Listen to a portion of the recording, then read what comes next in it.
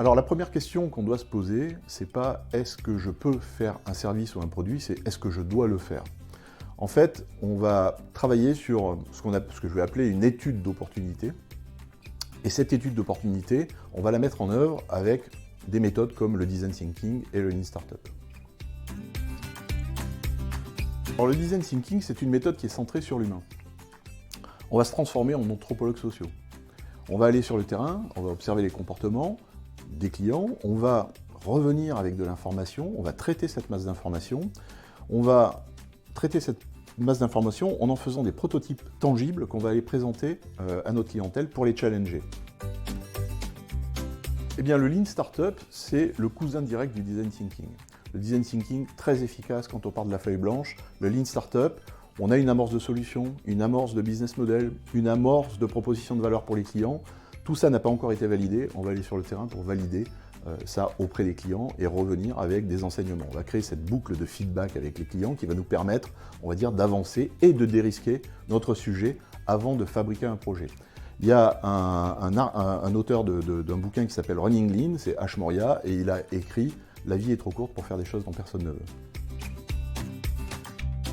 Sortir un produit, le vendre, c'est très bien, ou un service, mais quid de l'expérience client? Comment on la mesure? Est-ce qu'on sait le faire?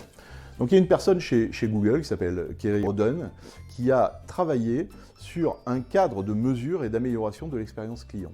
Elle a appelé ça ART. ART, c'est l'acronyme H-E-A-R-T, c'est l'acronyme des composantes de l'expérience client selon Kerry Roden. Donc H pour happiness, E pour engagement, A pour adoption, R pour rétention et T pour task success. On va se fixer des objectifs, on va aller mesurer les signaux des clients en regardant les métriques qu'on aura fixées pour voir si on atteint ces objectifs. Eh bien, l'enjeu pour le groupe, c'est tout d'abord de se centrer encore plus sur le client. Deuxièmement, c'est de permettre aux collaborateurs de l'entreprise de développer, on va dire, l'état d'esprit qui va bien et les compétences qui y sont associées.